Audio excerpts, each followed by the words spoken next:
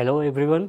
आज मैं शाहज़ आलम आज आपके साथ आईएनपीएस क्लासेस में 2024 का सीयूईटी पीजी एमसीए का लॉजिकल रीजनिंग और क्वांट्स का पीवाईक्यू डिस्कस करने आया हूँ। इसकी एनालिसिस भी करेंगे और फिर हम क्वेश्चंस पर भी थोड़ा सा गौर करेंगे और देखेंगे कि कितना अच्छे से हम क्वेश्चंस को आसानी से बना सकते हैं। जो मैंने नोटिस किया है, ये बड़ा लाइट वेटेड सीयूईटी का एलआर वाला क्वांट्स वाला पोर्शन है और लगभग ऑलमोस्ट 20% पेपर हमारा कवर अप कर रहा है। तो चलिए आते हैं, डिस्कस करते हैं हम। तो सबसे पहले तो हम एक बार क्वेश्चंस का थोड़ा सा क्लासिफिकेशन इसमें देख लेते हैं। तो आपको जैसे दिख रहा है कि 2024 में नंबर सीरीज़ के 2 क्वेश्चंस आए हैं। 2024 में भी आपको नंबर सीरीज़ के कितने क्वेश्चंस दिख रहे हैं? 2 क्वेश्चंस दिख रहे हैं।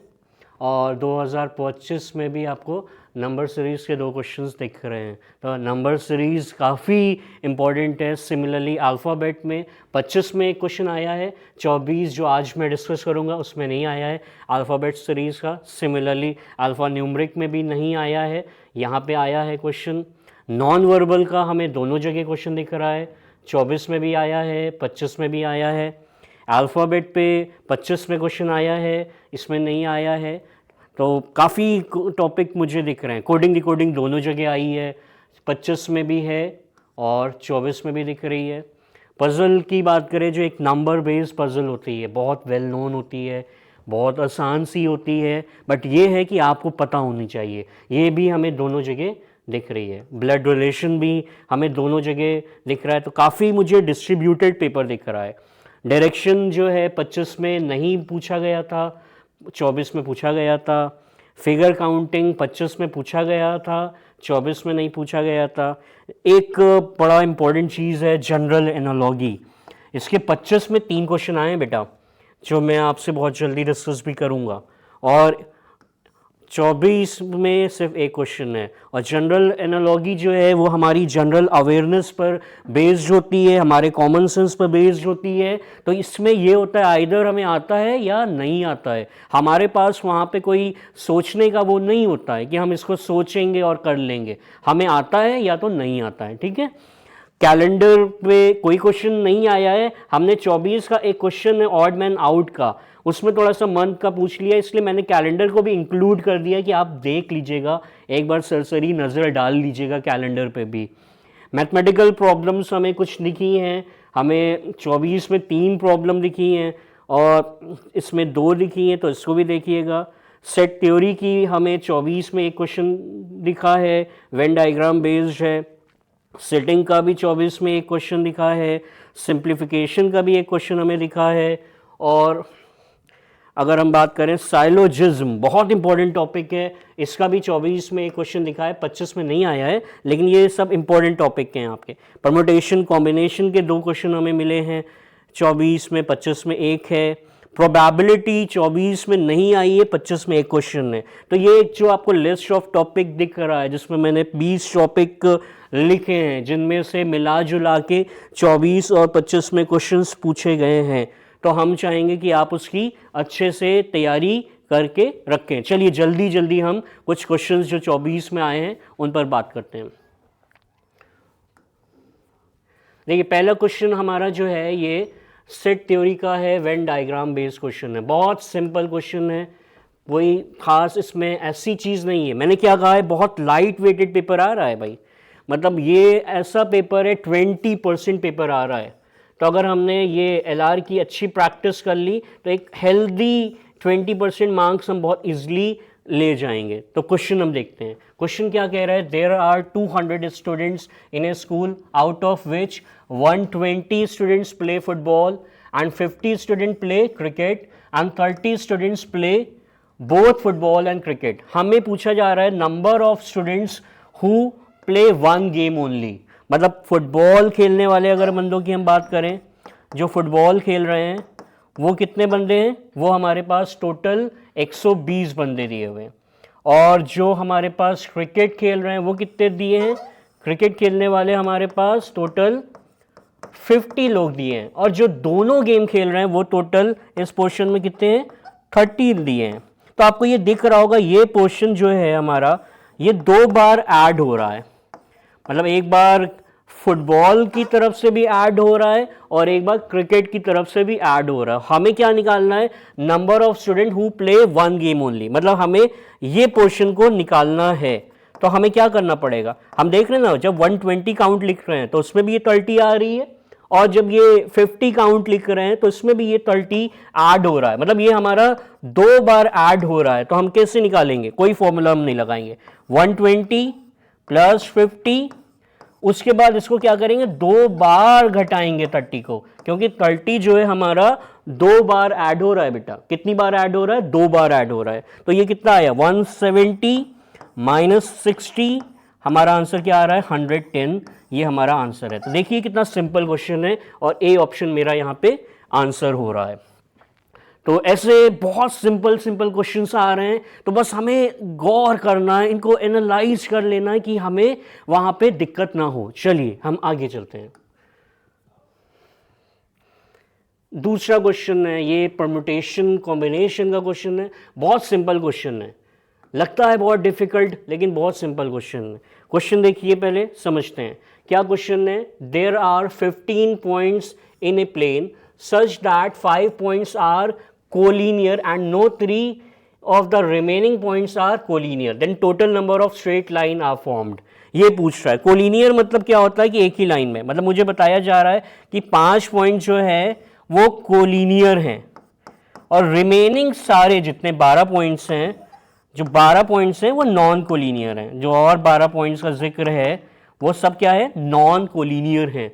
लेकिन हमें इसको कैसे जल्दी से करना है, हमारे पास इतना टाइम है नहीं। मुझे क्या बनाना है, मुझे स्ट्रेट लाइन बनानी है। स्ट्रेट लाइन बनाने के लिए आपको कितने पॉइंट्स की ज़रूरत होती है, अगर मुझे कोई कहे स्ट्रेट लाइन बना के दिखाओ तो मुझे 2 पॉइंट्स की ज़रूरत है। फिलहाल मैं भूल जाता हूँ यहाँ पे कोलिनियर या नॉन कोलिनियर जैसी कोई चीज़ का डिस्कशन हुआ है, तो मुझे 15 पॉइंट दिए हैं। अब 15 पॉइंट्स में मुझे 2 पॉइंट्स चाहिए स्ट्रेट लाइन बनाने के लिए, तो कितने डिफरेंट तरीके से इन 2 पॉइंट्स का सिलेक्शन हम कर सकते हैं। तो हम फौरन क्या करेंगे, 15C2 नंबर ऑफ वेज से हम 2 पॉइंट्स का आउट ऑफ 15 पॉइंट्स सिलेक्शन कर सकते हैं। अब मुझे अचानक से याद आया, यार 5 पॉइंट तो यार उसमें कोलिनियर थे, और आपको पता है कोलिनियर से जो 2 पॉइंट्स आप कोई भी उठाओगे तो उससे 5C2 लाइन नहीं बनेगी। तो मुझे क्या करना पड़ेगा, इन 5 पॉइंट्स से अगर आपने दोनों पॉइंट्स पिक किए, अगर ये जो 5 पॉइंट आपको दिए हैं यहां से अगर आपने दोनों पॉइंट्स पिक किए तो कभी भी 5C2 लाइन नहीं बनेगी। इसलिए मैंने क्या किया, यहां से 5C2 को सब्ट्रैक्ट किया। लेकिन यार एक लाइन तो बनेगी, एक लाइन तो बनेगी। अगर दोनों पॉइंट्स भी यहां से हमने सेलेक्ट कर लिए तो एक लाइन तो बनेगी। तो इसमें हमने क्या किया, +1 ऐड किया। अब हमें बस ये सॉल्व करना है। क्या हुआ, 15 × 14, 2 × 1 माइनस 5 × 4, 2 × 1 +1, कितना आ रहा है ये हमारा, ये कैंसिल हुआ 7, 105, ये 2 -10 एंड +1, कितना आ गया हमारा, तो 96 आ गया। तो मेरा कौन सा ऑप्शन क्लिक हो रहा है, सेकेंड ऑप्शन मेरा क्लिक हो रहा है, 96 मेरा इसमें आंसर आ रहा है। तो देख रहे हैं कितना सिंपल क्वेश्चन है ये।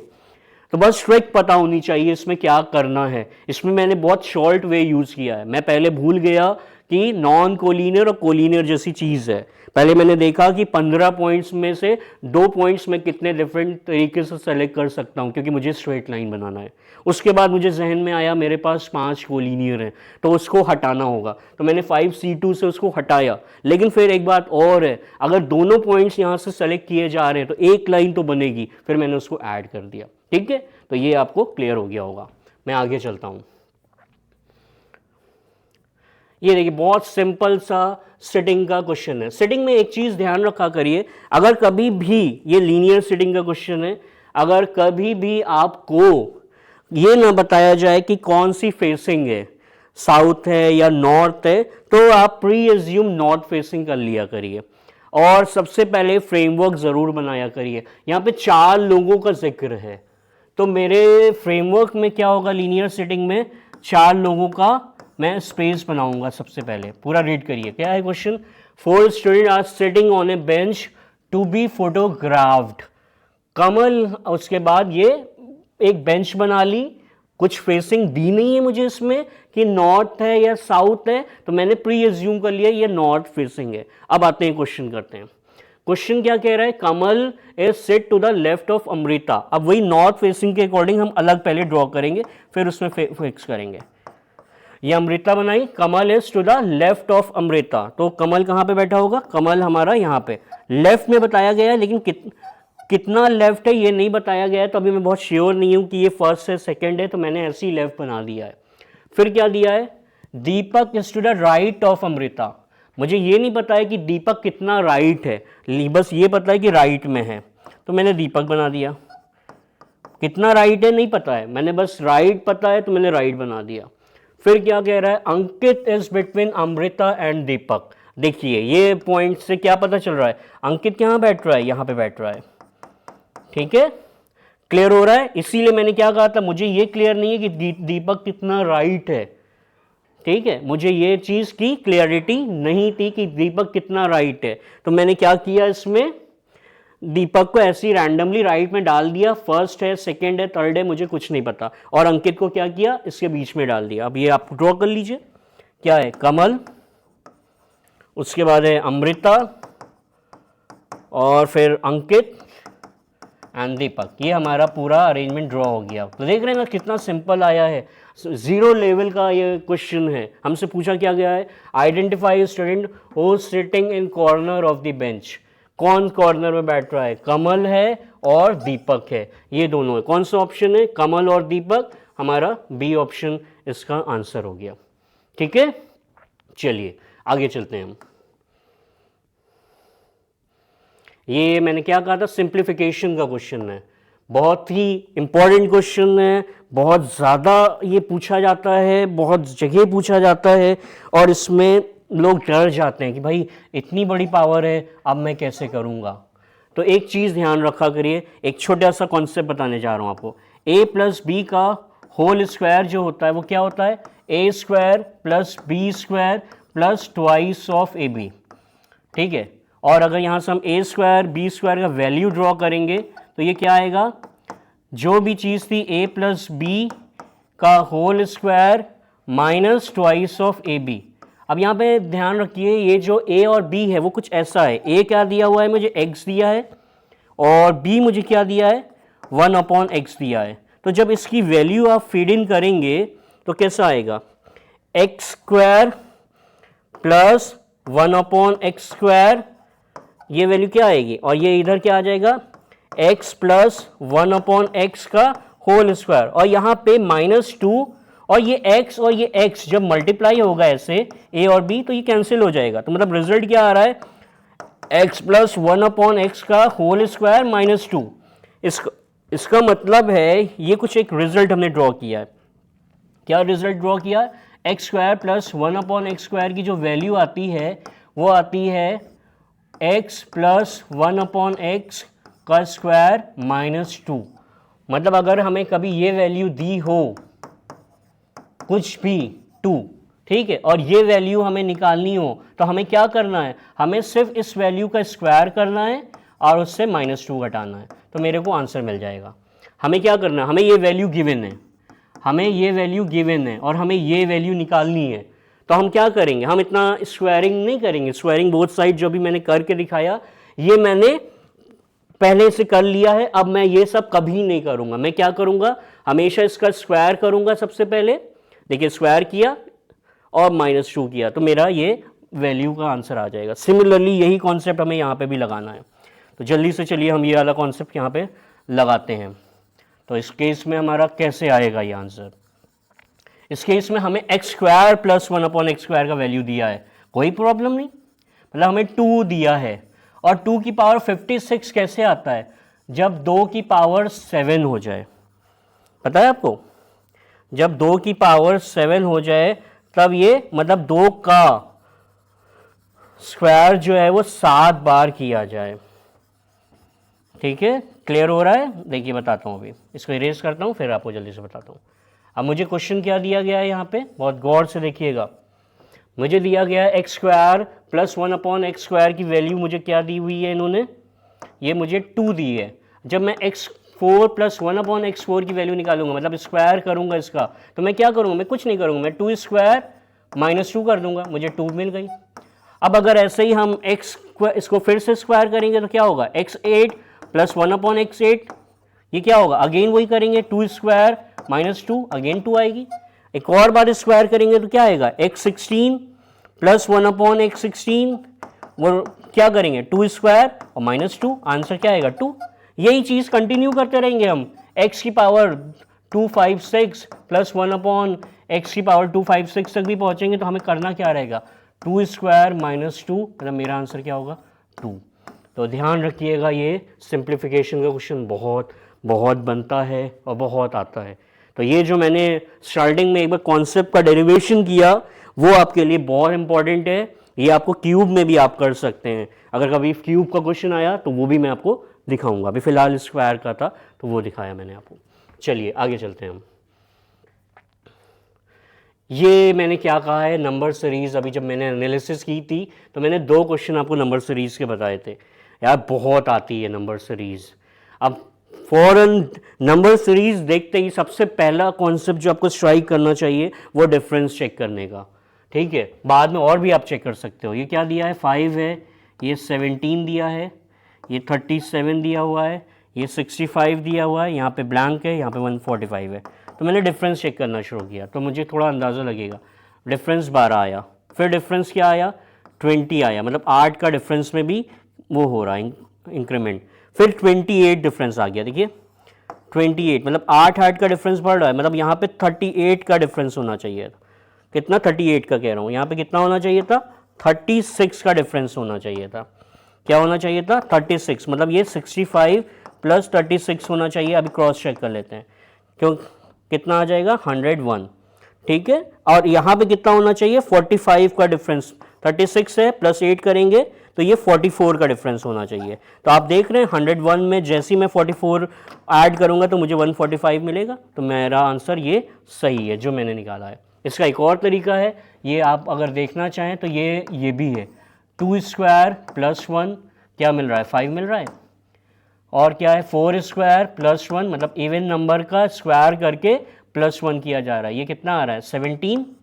फिर देखिए आगे 6 स्क्वायर प्लस 1 कितना आ रहा है, 37 आ रहा है। फिर देखिए आगे क्या आ रहा है, 8 स्क्वायर प्लस 1 कितना आ रहा है, 65 आ रहा है। मतलब दोनों तरीकों से आप देख सकते हैं। मतलब हमें क्या करना है, 10 स्क्वायर प्लस 1 मतलब 101 आ जाएगा। नेक्स्ट क्या था हमारा, 12 स्क्वायर प्लस 1 मतलब 145। तो इससे भी आपको ये आंसर मिल रहा है, इससे भी आपको आंसर मिल रहा है। लेकिन पहला अप्रोच मैं जो आपको सजेस्ट करूंगा, जब भी नंबर सीरीज मिले तो पहले डिफरेंस ज़रूर देखा करें। अगर आपको लग रहा है बहुत ज़्यादा डिफरेंस में चेंज नहीं है तो डिफरेंस ज़रूर देखें। चलिए आगे चलते हैं हम। देखिए ये कितना हलवा, इसी क्वेश्चन को देख के मैंने कह दिया कि कैलेंडर को थोड़ा पढ़ लीजिएगा भाई। है ये क्वेश्चन हलवा, लेकिन मैंने कह दिया कि अगर ये ऐसा क्वेश्चन दिया है तो मतलब वो शायद मुझे डायरेक्ट करना चाह रहा है कि हम कैलेंडर से भी क्वेश्चन पूछ सकते हैं। है तो ये क्वेश्चन क्लासिफिकेशन का क्या है, choose the odd man out. पता है अगस्त में 31 डेज होते हैं, अक्टूबर में भी 31 डेज होते हैं, नवंबर में 30 डेज होते हैं और मार्च में भी 31। तो कौन ऑड दिख रहा है, नवंबर ऑड दिख रहा है। तो ये टॉपिक, ये क्वेश्चन बहुत इंपॉर्टेंट नहीं है, बट ये क्वेश्चन इस बात के लिए बहुत इंपॉर्टेंट है कि हमें कैलेंडर पढ़ना है यार। कैलेंडर पे भी हमें ध्यान रखना है, हो सकता है कैलेंडर से भी क्वेश्चन आ सकता है। ठीक है, आगे चलते हैं हम। ये मैंने क्वेश्चन आपको बहुत बार डिस्कस किया है, साइलोजिज्म। मैं साइलोजिज्म का क्वेश्चन जब भी करता हूँ तो मैं एक मेथड है इनकम एक्सपेंस मेथड से करता हूँ। मैं वेन डायग्राम बनाना ऐसे क्वेश्चन के लिए बहुत अच्छा नहीं समझता हूँ, क्योंकि वेन डायग्राम बनाना बहुत टाइम कंज्यूमिंग होता है। अगर आपको इनकम एक्सपेंस मेथड पता है तो आपका ये टाइम बहुत बच जाएगा। तो आप एक बार इंटरनेट पे फैच करिएगा इनकम एक्सपेंस मेथड क्या है, उसके रूल्स पढ़िएगा, मैं करके आपको दिखा रहा हूँ। इनकम एक्सपेंस मेथड में क्या होता है, हम वेट अलॉटमेंट करते हैं। हर स्टेटमेंट के अलग अलग वेट होते हैं। 4 टाइप के स्टेटमेंट होते हैं हमारे सामने। एक ऑल होता है, एक सम होता है, एक सम नॉट होता है और एक नो टाइप का स्टेटमेंट होता है। इन 4 स्टेटमेंट के जो वेरिएबल्स होते हैं V1 V2, 2 वेरिएबल होते हैं हर स्टेटमेंट में, और सबके जो वेट होते हैं वो फिक्स्ड होते हैं। तो जो वेट अलॉटमेंट हम स्टेटमेंट में करते हैं उनको हम क्या कहते हैं, हम उनको कहते हैं इनकम, और जो वेट अलॉटमेंट हम कंक्लूजन में करते हैं उनको क्या करते हैं, एक्सपेंस। और एक चीज़ और ध्यान करनी चाहिए, जब भी ये वाले क्वेश्चन हम करें तो दो स्टेटमेंट का रिलेशन तभी बनता है, दो स्टेटमेंट को आप रिलेट तभी कर पाओगे जब कोई वेरिएबल कॉमन हो। जैसे अब यहाँ पे मैंने ऑप्शन के थ्रू में करने जा रहा हूँ ये क्वेश्चन, मुझे क्या दिख रहा है, हर ऑप्शन में बी ऑप्शन दिख रहा है, सिर्फ एक ये वाले ऑप्शन को छोड़कर। तो मैं देखने जा रहा हूँ कि कंक्लूजन बी फॉलो कर रहा है कि नहीं। अगर कंक्लूजन बी फॉलो नहीं कर रहा है तो मैं डायरेक्टली सी ऑप्शन क्लिक कर दूंगा। कंक्लूजन बी क्या है, ये है सम पेन आर स्कूल। क्या दिया है, सम पेन आर स्कूल। तो मैं इसके लिए देखने जा रहा हूँ, तो यहाँ पे पेन दिख रहा है और यहाँ पे स्कूल दिख रहा है, और ये बुक दोनों जगह मुझे कॉमन दिख रही है। तो मतलब ये दोनों स्टेटमेंट को जब मैं मिलाऊंगा तब कहीं जाके मुझे ये कंक्लूजन ड्रॉ हो सकता है। अब मुझे ये देखना है कि ये स्टेटमेंट्स को मैं मिला सकता हूँ कि नहीं। तो सम वाले जो केसेस होते हैं उसमें दोनों वेरिएबल्स का वेट, ये पेन v1 है और ये दूसरा वेरिएबल है, इन दोनों का वेट क्या होता है, 50 होता है। ऑल वाले में पहले का वेट जो होता है वो 100 होता है, और जो सेकेंड वाला वेरिएबल होता है उसका वेट क्या होता है, 50 होता है। और ये दोनों स्टेटमेंट आपस में रिलेट तभी होते हैं जब ये दो कॉमन वेरिएबल जो हमें दिए हुए हैं इनमें से किसी एक कॉमन वेरिएबल का वेट 100 होगा। ये दो स्टेटमेंट तभी रिलेट करेंगे जब इन दोनों स्टेटमेंट में किसी एक वेरिएबल का वेट क्या होगा, हमारा 100 होगा। मुझे यहाँ दोनों कॉमन वेरिएबल के वेट 50 दिख रहे हैं, मतलब मैं पेन को स्कूल से रिलेट नहीं कर सकता, मतलब बी मेरा किसी भी हालत में सही नहीं हो सकता। अगर बी सही नहीं है तो मतलब मेरे ये तीनों ऑप्शन गलत हो गए, मेरा ऑप्शन क्या हो गया, सी हो गया। देखिए मैंने कोई वेन डायग्राम नहीं बनाया और मैं अपने आंसर तक पहुंच गया, क्योंकि मैंने प्रूव कर दिया कि बी स्टेटमेंट गलत है, और तीनों स्टेटमेंट में मुझे बी दिख रहा है तीनों ऑप्शन में। तो वो तीनों ऑप्शन मेरे क्या हो गए, गलत हो गए। मेरा आंसर क्या हो गया, सी ऑप्शन हो गया। ठीक है, चलिए यहां तक क्लियर हुआ सबको, हम आगे चलते हैं। ये तो बहुत सिंपल क्वेश्चन है, बॉडी मास अगर आपको पता है तो आप बहुत आसानी से कर सकते हैं, जितना जल्दी आप ये लिख लें बस वही है। क्या दिया है, 14, जे क्या है यहाँ पे हमें दिया है, जे मतलब डिवाइड दिया है 2, पी क्या है, पी का मतलब प्लस है, उसके बाद 3, ए का मतलब क्या है, ए का मतलब मल्टीप्लिकेशन है, और फिर 6 है, उसके बाद बी है, बी का मतलब क्या है, माइनस है, और देन 7 है। तो बॉडी मास में पता है आपको हमेशा सबसे पहले हम डिवीजन करते हैं, फिर मल्टीप्लिकेशन करते हैं, एडिशन सब्ट्रैक्शन सबसे बाद में। तो ये क्या होगा, 7 + 18 - 7, ये क्रॉस किया हमने, आंसर क्या आ गया, 18। तो ये तो बहुत सिंपल क्वेश्चन है। तो बस ये ऐसे क्वेश्चन में हमें टाइम ज़्यादा ज़ाया नहीं करना है। ठीक है, आगे चलते हैं हम। ये बड़ा इंपॉर्टेंट क्वेश्चन है, ये डिक्शनरी वाला क्वेश्चन है। डिक्शनरी में हमसे रैंक बहुत पूछी जाती है, लेकिन इसमें थोड़ा सा खेल भी किया गया है कि हमें अगेन को की ही रैंक भी पूछी गई। अगेन में 49 पोजीशन पे क्या रैंक आएगी, एक वर्ड है अगेन, और उसको कहा गया है कि आप अरेंज करिए सारे लेटर्स यूज करके, उसको डिक्शनरी में अरेंज करिए और फिर बताइए कि 49 पोजीशन पे क्या आएगा। इसमें खेल ये है कि ऐसे तो 5 लेटर का जब भी वर्ड होता है डायरेक्ट नंबर ऑफ अरेंजमेंट क्या होते हैं, 5 फैक्टोरियल होते हैं, लेकिन इस केस में 2 अल्फ़ाबेट क्या दिख रहे हैं हमें, आइडेंटिकल दिख रहे हैं। जब भी 2 आइडेंटिकल होते हैं तो वो केस कुछ डुप्लीकेसी आने लगती है। उस डुप्लीकेसी को हम कैसे करेंगे, खत्म, मैं 2 फैक्टोरियल से डिवाइड करूंगा, मतलब सिर्फ 60 ही वर्ड्स फॉर्म होंगे हमारी डिक्शनरी में। हमारी डिक्शनरी में कितने वर्ड फॉर्म होंगे, 60 वर्ड फॉर्म होंगे। तो अब एक और चीज़ याद रखिएगा, डिक्शनरी में हमेशा अल्फ़ाबेट जो है वो अल्फ़ाबेटिक ऑर्डर में ही अरेंज होते हैं। तो फिर पहले ए, फिर ए, उसके बाद क्या आएगा, जी, जी के बाद एच, फिर आई, फिर जे, के, एल, एम, एन। तो ये हमारा अल्फ़ाबेटिक ऑर्डर होगा। अब यहाँ पे 120 नहीं है, 160 है, तो जितने भी ग्रुप्स बनेंगे, सबसे पहला ग्रुप क्या बनेगा, ए से इनिशिएट होने वाला ग्रुप बनेगा। ठीक है, तो ए से इनिशिएट होने वाले ग्रुप में कितने वर्ड होंगे, ए अगर हमने फिक्स किया तो अगले 4 लेटर पे हमारे पास 12, फिर अगेन ए से अगेन हमारे पास क्या होगा 12। फिर हमने G फिक्स किया, G से भी हमारे पास कितने मिलेंगे 12। फिर हमने I फिक्स किया, अगेन कितने मिलेंगे 12। तो इतना करने के बाद हम कहाँ तक पहुँच गए हैं 48 पे पहुँच गए हैं। ठीक है, हमें क्या निकालना है, हमें 49 पोजीशन पे कौन सा आ रहा है ये बताना है। मतलब हमारा जो n वाला ग्रुप होगा उसका पहला ही वर्ड हमारा 49 पोजीशन पे होगा। तो अब n लिखने के बाद बिल्कुल अल्फ़ाबेटिक ऑर्डर फॉलो कर दिए, n क्रॉस कीजिए। n क्रॉस करने के बाद आप क्या करिए, जो अल्फ़ाबेटिक ऑर्डर है वही लिख दीजिए। क्या है, आगी। क्या आ गया, नागी। तो मेरा आंसर क्या हो गया, सी ऑप्शन मेरा 49 पोजीशन पर। यहाँ तक मैं कहाँ तक पहुँच गया था, यहाँ तक मैं 48 लेटर तक पहुँच गया था, 48 वर्ड तक पहुँच गया था। अब मुझे 49 निकालना है, मतलब n वाले ग्रुप का ये कौन सा होगा। ये कैसे 12 पता चला मेरे को, ये एक्चुअली 4 फैक्टोरियल ही होता, लेकिन हमारा उस केस की वजह से जिसमें हमने डुप्लीकेसी हटाई है तो ये 24 ना होके ये 12 हो गया, ध्यान रखिएगा।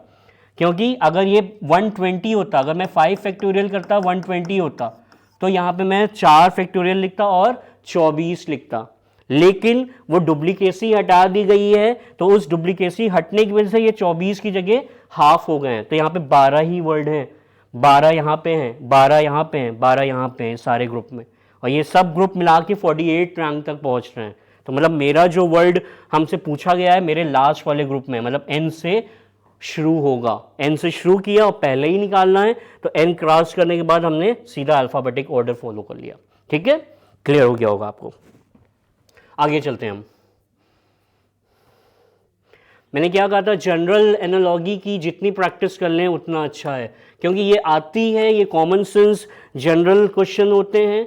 इसमें अगर आइदर आता है आइदर नहीं आता है। जैसे ये बहुत सिंपल सा क्वेश्चन है, करंट कहाँ फ्लो करता है सर्किट में, वैसे अर्थ कहाँ रोटेट करती है, कहाँ फ्लो करती है, ऑर्बिट में करती है। ये जनरल एनालॉजी की क्वेश्चन है। कई बार ऐसे भी आ जाते हैं कि हमें नहीं पता है, अगर नहीं पता है तो हम कुछ कर नहीं सकते, हमारे पास कोई रिलेशन कोई लॉजिक नहीं है जो हम आपको बता दें और आप इसको कर ले जाएं। ठीक है, तो इसकी प्रैक्टिस करिएगा, एटलीस्ट 30 से 40 क्वेश्चन जनरल के देख के जाइएगा। ठीक है, आगे चलते हैं हम। मैंने क्या कहा था, ये नंबर बेस्ड पजल्स भी आ रही हैं। अब इसकी भी क्या होता है, इसकी प्रैक्टिस इतनी कर लीजिए कि अजनबी क्वेश्चन ही ना आए। ऐसे तो हमें देखने में बड़ा दिक्कत लगेगी, नहीं समझ पाएंगे हम इससे आसानी से, लेकिन अगर प्रैक्टिस की, अब मुझे क्या पता है, मुझे प्रैक्टिस है इसकी। अब मुझे ये तो दिख रहा है 13 और 5 जो है, अगर इसको रेड कर लेते हैं, रुकिए, रेड 13 और 5 को देखें ऐड करके तो ये 28 आ रहा है। ये मुझे पता है इसलिए मैं कर पा रहा हूँ, इसीलिए क्या कह रहा हूँ, अजनबीपन क्वेश्चन पेपर में बिल्कुल कम कर दें। तो इसका मतलब अगर आप सी ऑप्शन से यहाँ पे रिप्लेस कर लीजिए 9, तो आप देखेंगे ये 4 और 5 क्या आ रहा है 9, ये वर्टिकल भी नहीं फॉलो कर रहा था। वैसे ही 4 और 5, वैसे 4 और 9 को देखिए क्या आ रहा है 13, वैसे ही यहाँ पे 9 और 6 को मिलाएंगे तो क्या आ रहा है 15 आ रहा है। तो मतलब 9 ही एक ऐसा ऑप्शन है जो इसको बेस्ट हमारा फॉलो कर रहा है। तो हमारा ऑप्शन क्या हो जाएगा 9। ये मेरे को भी नहीं आया था पहली बार में, मेरे को भी आंसर देखना पड़ा, तो इसीलिए कह रहा हूँ ऐसे जो नंबर बेस्ड पजल आ रहे हैं एटलीस्ट एक बार ज़रूर बना लें। ऐसा कोई ख़ास इसमें कुछ होता नहीं है, लेकिन क्या है कि अगर आपने नहीं देखा है तो आपको टाइम लग जाएगा, और टाइम लग जाएगा तो बड़ा ख़राब हो जाएगा। इसलिए ऐसे नंबर बेस्ड पजल्स को देख लीजिएगा तो आपको ज़्यादा टाइम लगाने की ज़रूरत नहीं पड़ेगी। इसमें कोई फॉर्मूला नहीं होता कि मैं आपको फॉर्मूला बता दूं, आपको आइदर वर्टिकल में या हॉरिजॉन्टल में या डायगनली कुछ देखना पड़ेगा, वहाँ पे कुछ आपको पैटर्न दिखेगा तो वो ही आपको देखना है। ठीक है, चलिए आगे चलते हैं। ये बड़ा इंटरेस्टिंग ब्लड रिलेशन का क्वेश्चन है, थोड़ा सा बड़ा है, लेंदी है, लेकिन ब्लड के क्वेश्चंस को आप हमेशा हायरार्की और सिंबल से ही रिप्रेजेंट करेंगे तब आसानी से हो जाएगा। चलिए क्वेश्चन हम देखते हैं, क्या लिखा है, K is the son of, के इज़ द सन ऑफ, के किसका सन है, सन बोला है तो मतलब ये मेल मेंबर है, और मेल मेंबर को मैं हमेशा पॉजिटिव से रिप्रेजेंट करता हूँ। किसका सन है मुझे भी पता नहीं है, अभी मैं ऐसी वो बना दे रहा हूँ बस। ठीक है, एक एरो, ठीक है, क्या लिखा है, K is the son of A's mother sister, तो ए एक और कोई हम बनाते हैं, ए फिर ए की मदर, वो उसके बारे में भी हमें पता नहीं है। ठीक है, लेकिन ये पता है मदर है तो वो नेगेटिव होगी। ठीक है, और किसी से शादी अगर होती है कपल को मैं इक्वल टू से दिखाता हूँ तो मतलब ये प्लस होगा, तो ये ए के मदर की सिस्टर का बेटा है, मतलब ये उसकी सिस्टर हम बना लेते हैं। सिस्टर करने का मतलब क्या है, एक हम ऊपर से और ड्रॉ करेंगे जो इन दोनों का वालिद होंगे, वालिदैन होंगी। ठीक है, ये हमने बना दिया। आगे चलते हैं। अब क्या दिया है हमें, Q is the daughter of D। Q is the daughter of D। अब ये अलग कुछ दिख रहा है, इसमें मैच नहीं कर रहा है, इसलिए अलग बनाना बेहतर है। क्या दिया है, Q is the daughter of D। D के बारे में कुछ बताया नहीं है, पॉजिटिव नेगेटिव क्लियर नहीं है, तो अभी मैं कुछ नहीं बना रहा हूँ। नेगेटिव मतलब फीमेल होता है, पॉजिटिव मतलब मेल होता है। आप अपना भी रिप्रेजेंटेशन कर सकते हैं। अगर नहीं पता होता तो क्वेश्चन मार्क लगाते हैं, लेकिन अभी आगे इन्फॉर्मेशन है तो मैं क्वेश्चन मार्क नहीं लगा रहा हूँ। उसके बाद क्या क्या है, Q is the daughter of D who is the father, मतलब D के बारे में बता रहा है कि D जो है वो फादर है, मतलब D मेल है। Who is the father and grandfather of A, वो फादर है, who is the father of G का फादर है, और ग्रैंड फादर किसका है, ए का है ग्रैंड फादर, मतलब इनके पापा हैं ये डी जो है वो किसका फादर है, इनकी अम्मी का फादर है। ठीक है, एंड फादर ऑफ जी मुझे कहीं दिख नहीं रहा है, तो जी यहाँ पे हम और बना लेते हैं। जी जो है वो डी का बेटा है, बेटी है, मुझे कुछ पता नहीं है अभी, तो मैंने जी ऐसे ही बना लिया। थोड़ा सा जी को इधर सटा लेते हैं, थोड़ा सा जी को हम इधर ले आते हैं, क्योंकि मुझे शायद एक नोड और बनाना पड़ेगा अभी जी, लेकिन जी के बारे में अभी कुछ पता नहीं है, तो मैंने कुछ सिंबल लगाया नहीं है कि जी बेटा है या बेटी है। आगे क्या दिया है हमारे को, देखिए ये अलग बनाया और इसको वहाँ पे अरेंज कर दिया। अभी क्यू मेरा बच रहा है, अब क्यू के बारे में मुझे पता नहीं, क्यू आप चाहो तो इसको बना दो, लेकिन अभी नहीं। ये मैंने क्या ओ बना दिया है क्या, नहीं ये कुछ हमने बनाया नहीं है, ये ब्लैंक है, ये ब्लैंक है, ध्यान रखिएगा। ठीक है, अभी हमें पता नहीं है। उसके बाद क्या है, P is the daughter of H। P क्या है, P is the daughter of H। ठीक है, ये भी मैंने अलग बनाया क्योंकि मुझे P और H वहाँ पे दिख नहीं रहे हैं। Who is the grand mother of की, P is the daughter of H। H जो ग्रैंड मदर है किसकी, K की, मतलब कि K की ग्रैंड मदर है और इन दोनों की वो जो ग्रैंड फादर है वो एक है, तो ये कौन होगा, H होगा। ठीक है, क्लियर है। और क्या लिखा है, P is the daughter of H, और P को इधर से K की तरफ से बताया तो मतलब P ये होगा, और Q को इस तरफ से बताया मतलब Q ये होगा। ये भी हमारा फिल हो गया। उसके बाद क्या बताया है, D is the husband of H, वो हमें दिख रहा है, D is the husband of H। उसके बाद क्या क्या है, G is the husband of L, उसकी कोई ज़रूरत नहीं थी लेकिन बता दिया है तो जेंडर क्लियर हो गया मुझे। ठीक है, अब मुझसे पूछा क्या जा रहा है, मुझसे पूछा जा रहा है how is P related to Q। ये माँ है, पहले ही हमने जिक्र किया था, ये नेगेटिव हमने बनाया था। P और Q आपस में क्या है, सिस्टर हैं, तो अगर ये P इधर भी होता है उधर भी होता तो कोई फ़र्क ना पड़ता। मेरा आंसर क्या आ रहा है, सिस्टर आ रहा है। देख रहे हैं कितना टिपिकल डायग्राम था, ये बड़ा टिपिकल था, बहुत सारे नोट्स दिए थे, लेकिन मैंने सिंबॉलिक रिप्रेजेंटेशन का यूज़ किया, मैंने हिरार्की को फॉलो किया। हिरार्की मतलब क्या होता है, मैंने अपने पूर्वजों को अपने से ऊपर बनाना है और अपने सेम भाई बहनों को अपने लेवल में बनाना है। ये अगर आप ध्यान करेंगे तो कभी भी गलत नहीं होगा। ठीक है, आगे चलते हैं।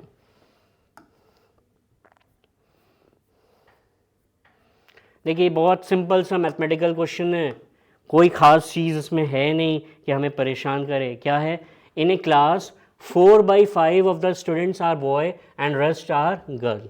ठीक है, और तो 4/5 जो हैं वो क्या हैं, लड़के हैं, तो बाकी बच्चे क्या हैं, गर्ल हैं। ठीक है, उसके बाद क्या कह रहा है, if 2/5 of the boys and 1/4 of the girl are absent, मतलब कि जितने बॉयज़ हैं उनका 2/5 पोर्शन और जितनी गर्ल हैं उनका 1/4 पोर्शन ये एब्सेंट है।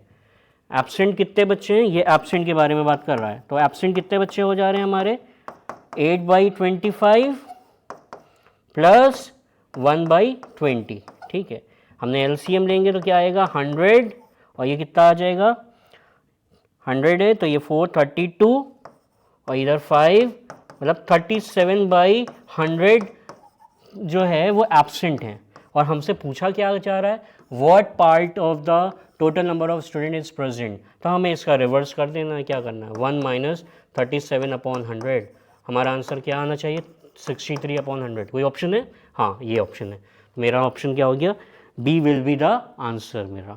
ठीक है, तो ऐसे क्वेश्चन पे हमें बहुत टाइम नहीं देना है, मतलब बहुत ज़्यादा सोचने की ज़रूरत नहीं है हमें। ठीक है, आगे चलते हैं। ये बड़ा इंटरेस्टिंग क्वेश्चन है, बड़ा इंटरेस्टिंग क्वेश्चन है, कैसे करेंगे हम। हमें क्या बताया जा रहा है, Amit was counting down from 34, ठीक है, and Punit was counting upward number starting from 2 and he was calling only even numbers. कौन कॉल इवन कर रहा है, पुनित, और अमित के बारे में ऐसा कुछ भी बताया नहीं गया, मतलब अमित सारे नंबर, मतलब अमित कैसे कॉल कर रहा है, अमित जो है वो 34 के बाद 33 कॉल करेगा, फिर 32 कॉल करेगा, ठीक है, और जो पुनीत है वो क्या कॉल करेगा, वो अपवर्ड डायरेक्शन में 2 करेगा, फिर 4 करेगा, मतलब वो इवन नंबर कॉल कर रहा है। ठीक है, उसके बाद मुझसे पूछ रहा है, कहा जा रहा है what common number they call out at same time if they were calling out at the same speed, मतलब जब जैसे 34 पे 33 जब इसने बोला होगा तो 4 उसने भी बोला होगा। लेकिन एक चीज़ ध्यान रखिएगा, पुनीत की जर्नी जो है वो छोटी होगी, क्योंकि पुनीत जो है वो सिर्फ इवन नंबर ही कॉल कर रहा है, पुनीत क्या कर रहा है, सिर्फ इवन नंबर ही कॉल कर रहा है, और अमित क्या कर रहा है, वो सारे नंबर कॉल कर रहा है, मतलब पुनीत जो है वो अपने नंबर जल्दी कॉल आउट कर लेगा। तो हम क्या करने जा रहे हैं, हमसे पूछा जा रहा है कि दोनों एक सेम स्पीड से कॉलिंग कर रहे हैं, तो कौन सा कॉमन नंबर दोनों एक साथ बोलेंगे, ये पूछा जा रहा है मुझसे। मुझे ये पता है कि पुनीत बहुत जल्दी कॉलिंग कर लेगा, उसको आधी 17 नंबर्स की कॉलिंग करनी है, 34 तक जाना है 2 से, तो 17 नंबर की कॉलिंग करनी है, 17 नंबर की कॉलिंग करनी है, मतलब कि पुनीत हाफ वे पे कहाँ पे होगा, 9 टर्म पे होगा। तो जब पुनीत हाफ वे पे होगा, जब 9 कॉलिंग करेगा, तो पुनीत कौन सा नंबर बोल रहा होगा वो देख लेते हैं, T9 टर्म हम दे लेते हैं। तो ए क्या है पुनीत का, ए है 2 है, एन क्या है 9 है, -1, डिफरेंस क्या है कॉमन 2 है, तो मतलब 9 उस पर पुनीत क्या कॉल कर देगा, 2 + 8 + 16, मतलब ये 18th नंबर कॉल करेगा। यहाँ पे क्या कॉल करेगा, 9th कॉलिंग पर ये 18th नंबर को कॉल करेगा, और 9th कॉलिंग पर ये कौन सा कॉल करेगा, ये अपना 25 नंबर कॉलिंग करेगा। देख लीजिएगा, चेक करिएगा, अमित कौन सी कॉलिंग करेगा, 9 कॉल जो अमित की होगी वो क्या होगी 25। हमें देखना है कि ये दोनों कॉमन क्या बोल रहे हैं। तो अब ये जब ये 24 बोलेगा तो ये इसकी नेक्स्ट कॉल क्या होगी 20 होगी, जब ये 22 बोलेगा तब इसकी नेक्स्ट कॉल क्या होगी 23 होगी, अब इसकी नेक्स्ट कॉल 22 होगी लेकिन इसकी नेक्स्ट कॉल 24 हो जाएगी। तो दोनों कभी भी सेम नंबर कॉल करेंगे ही नहीं, क्यों, देख लीजिए, ये 25 है, इसकी नेक्स्ट कॉल 24 हुई, ये 18 से नेक्स्ट कॉल 10 कौन सी हुई 20 हुई, इसकी 11 कॉल क्या हुई 23 हुई, इसकी 11 कॉल क्या हुई 22 हुई, यहाँ पे दोनों मिले, अभी भी मिले नहीं है। उसके बाद जब ये कॉल करेगा 22 तब ये 24 को कॉल कर देगा, तो जब ये 22 कॉल करेगा तो ये 24 को कॉल कर देगा, तो मतलब दोनों में से कोई भी एक कॉमन नंबर एक टाइम पे कॉल नहीं करेंगे। तो हमारा ऑप्शन कौन सा दिख रहा है, D option will be the answer.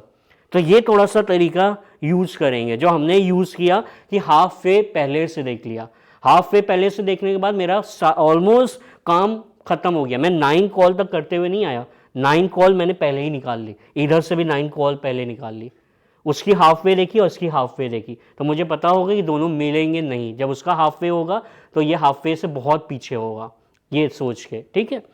तो आपको क्लियर हो गया होगा ये। आगे चलते हैं हम, ये ब्लड डायरेक्शन का क्वेश्चन है, बहुत सिंपल है, इसमें बस ध्यान ये रखा करिए कि जब बना रहे हो तो बहुत ही सावधानी बरतें। क्या दिया है, Amit left home and cycled 15 kilometre toward southward, ये अगर इसकी स्टार्टिंग पॉइंट है, साउथवर्ड कितना जा रहा है, ये 15 किलोमीटर जा रहा है, ठीक है। उसके बाद क्या कह रहा है, turn right and cycled 7 kilometre, right किधर होगा, इधर होगा, और ये लगभग 7 किलोमीटर गया। उसके बाद turn right and cycle 10 kilometre, 10 kilometre मतलब 15 से काफ़ी कम होगा। तो अगर ये ऐसे हम ड्रॉ करें तो ये क्या होगा, ये 5 होगा। उसके बाद क्या कह रहा है, then turn left and cycled 5 kilometre. उसके बाद टर्न लेफ्ट हुआ और साइकिल क्या, टर्न लेफ्ट किधर होगा, इधर होगा। कितना गया, 5 गया।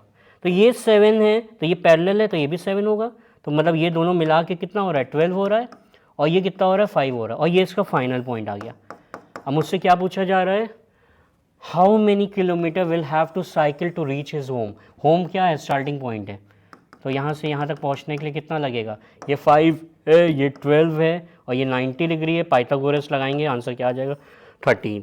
तो ये क्वेश्चंस बहुत बड़े नहीं होते हैं, बस इसमें ये ध्यान रखना है कि हमें बहुत सावधान रहना है जब क्वेश्चन बना रहे हो, नहीं कभी गलत नहीं होता है। ठीक है, अब कभी गलत नहीं होता है, तो अगर आप गलत करोगे तो आप बहुत पीछे हो जाओगे।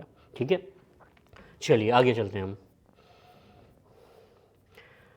अब देखिए ये कितना सिंपल सा जीपी का क्वेश्चन है। अब जीपी का क्वेश्चन जब भी अगर ऐसा आपके सामने आए तो आपको ध्यान रखना है कि ये सब कर सकता है। 10 टर्म निकालनी है, ये 7 दिया हुआ है, ये 14 कैसे आ रहा है, 7 इंटू 2 करने से आ रहा है, मतलब 2 की पावर 1। और ये 28 कैसे आ रहा है, 7 इंटू 2 स्क्वायर करने से आ रहा है। तो क्या दिख रहा है, ये ए है, ये ए है, और ये क्या है, ये आर है, ये क्या है, ये ए आर स्क्वायर हो रहा है। तो मतलब 10 टर्म क्या होगा, ए आर 9 होगा। ए आर 9 मतलब क्या हो गया, 10 टर्म हमारा क्या होगा, ए आर 9 होगा, मतलब 7 इंटू 2 की पावर 9। 7 आपको पता है, 2 की पावर 9 मतलब कितना हो रहा है, 512। अब एक चीज़ और ध्यान किया करिए, ऐसे क्वेश्चन जब भी दिए जाते हैं तो वो इसलिए दिए जाते हैं कि वो देखता है कि आप हाउ स्मार्टली आप कैलकुलेशन करते हो। अब हम बैठ के पूरा कैलकुलेट करें तो वो बेहतर नहीं है। हम क्या करेंगे, देखिए 7 है और स्टार्टिंग में 5 है, तो मुझे पता है जब 7 और 5 मिलेगा तो स्टार्टिंग में 35 ज़रूर आ रहा होगा। और वैसे ही 7 और 2 जब मिलेगा तो एंड में 4 ज़रूर आ रहा होगा। ठीक है, इतना छोटा नंबर आ नहीं सकता क्योंकि 512 से 3076 तो हट ही गया, क्योंकि 7 को जब भी 2 से मिलाओगे आप आखिरी में 4 ज़रूर आएगा। इन दोनों में 4 दिख रहा था, इसलिए मैंने स्टार्टिंग को भी देख लिया कि 7 और 5 को अगर स्टार्टिंग में मिलाएंगे तो 35 से ज़्यादा आएगा नहीं। तो फिर हमारा कौन सा ऑप्शन हो गया, बी ऑप्शन हो गया। तो यहाँ पे हमने थोड़ा सा कैलकुलेशन को भी स्किप किया। मैं चाहता पूरा कैलकुलेट करता, लेकिन मैं कैलकुलेट भी नहीं करना चाह रहा हूँ। ठीक है, ध्यान रखें इसको। ये क्वेश्चन में मेरे को थोड़ा सा डाउट है यार, बहुत सारे लोगों ने इसका सल्यूशन कर दिया है, मैंने बहुत सोचा कोशिश की, लेकिन मैं इसका सल्यूशन नहीं कर पा रहा हूँ। तो ये मेरे लिए डाउटफुल क्वेश्चन है, मैं तो इसको अभी नहीं बना पा रहा हूँ। अगर आप कहेंगे तो ऑप्शन जो दिखा है लोगों ने सी को क्लिक किया हुआ है, लेकिन ये मेरे लिए डाउटफुल क्वेश्चन है। अगर किसी के पास कोई अच्छा एक्सप्लेनेशन है तो मुझे कमेंट सेक्शन में डाल देगा, वो मैं देख लूँगा। लेकिन अभी तक तो मैं जो लोगों ने एक्सप्लेनेशन दिए हैं उनसे सेटिस्फाई और मुतमईन नहीं हुआ हूँ। तो ये मेरे लिए डाउटफुल कैटेगरी का क्वेश्चन है जिसको मैं अभी सॉल्व नहीं कर रहा हूँ। ठीक है, आगे चलता हूँ मैं। अब ये कोडिंग डिकोडिंग का एक बहुत ही सिंपल क्वेश्चन है, लेकिन इसको बनाएंगे कैसे, क्योंकि बहुत सारे वर्ड्स दिए हैं। स्कॉटलैंड दिया है, लोन दिया है, लॉर्ड्स दिया है, डैम दिया है, सन दिया है। लेकिन कभी भी इतना चीज़ दी हो तो आपको ये सोचना है कि कितना कम से कम में हम काम चला लें। मुझे निकालना क्या है, मुझे निकालना है सी का कोड निकालना। तो सबसे पहले मैं स्कॉटलैंड को लिख लेता हूँ पूरा। ऑब्वियस सी बात है, जब ऐसे पूछा है तो ये सीक्वेंसिंग में नहीं है, कोड जो है वो सीक्वेंसिंग में नहीं है। तो सबसे पहले आप स्कॉटलैंड को लिख लीजिए। सबसे पहले आप क्या करिए, स्कॉटलैंड को ऐसे ही लिख लें। आप लिख लिया आपने, क्या है 1 2 3 4 5 6 7 और 8। अब उसके बाद आपको क्या करना है, अब हम आते हैं लोन के ऊपर। लोन में क्या क्या है, एल है, एल को कैंसिल करिए, ओ है, ओ को कैंसिल करिए, ए है, ए को कैंसिल करिए, एन है, एन को कैंसिल करिए। और इसका कोड क्या है 1435। हमें सी का निकालना है, तो देख लिए मैं सी कैसे निकालने जा रहा हूँ। 1451 4 को काटिए, 3 को काटिए और 5 को काटिए। ठीक है, अब आते हैं नेक्स्ट पे, लॉट्स पर आते हैं।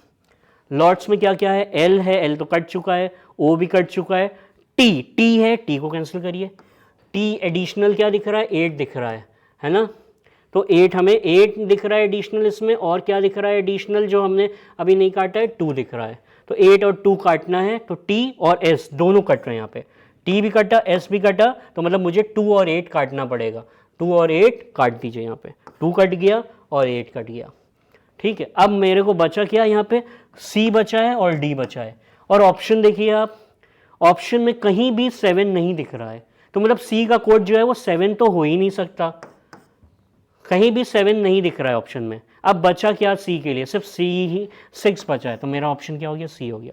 देखिए मैंने कितना सिंपली इसको क्रॉस करके कर दिया, मतलब मैंने बहुत ज़्यादा वर्ड्स को यूज़ ही नहीं किया, ज़रूरत ही नहीं पड़ी मुझे इसको यूज़ करने की, और इसको यूज़ करने की मुझे ज़रूरत ही नहीं पड़ी। तो कई बार ऐसी चीज़ भी होती है, ध्यान रखिएगा। आपको बहुत इन्फॉर्मेशन दी गई होगी, लेकिन आपकी काम की इन्फॉर्मेशन क्वेश्चन में बहुत कम होगी। ठीक है, चलिए आज का ये आखिरी क्वेश्चन। ये क्वेश्चन एक्चुअली में आया नहीं है, ये एक ऑप्शन था वो मैंने पिक कर लिया कुछ बताने के लिए आपको। आप ये ध्यान रखा करिए, कोई भी टर्म अगर 9 से एंड हो रहा होता है तो उसके आखिरी डिजिट के 2 ही ऑप्शन बनते हैं। अगर ये 9 से कोई भी नंबर एंड हो रहा है तो क्या क्या ऑप्शन आ सकते हैं, देखिए 9 की पावर 1 करेंगे तो 9 होगा, स्क्वायर करेंगे तो 81 1 होगा, जैसे क्यूब करेंगे फिर से ये 729 9 आएगा, जैसे 4 करेंगे तो फिर से ये 1 हो जाएगा। मतलब कोई भी नंबर अगर आप 9 से एंड हो रहा है तो उसके 2 ही ऑप्शन आते हैं, आइदर 9 आएगा या 1 आएगा। अब देखिए जब भी ये ऑड होता है तो ये 9 आ जाता है, और जब भी ये इवन होता है तो ये 1 आ जाता है। जब भी ये ऑड होगा ये 9 आएगा, और जैसे ये इवन होगा ये 1 आ जाएगा। हमारे केस में क्या दिया है, 9 से एंड हो रहा है और पावर क्या है, इवन है, तो हमें कुछ सोचने की ज़रूरत नहीं, मेरा आंसर क्या हो जाएगा, 1 हो जाएगा। ठीक है, तो इसी के साथ मैं ये 2024 का जो एक बहुत क्विक आपके सामने रिव्यू रखा है उसको एंड कर रहा हूँ। बहुत जल्दी मैं 2023 और 22 के साथ भी आपके साथ डिस्कशन में आऊँगा।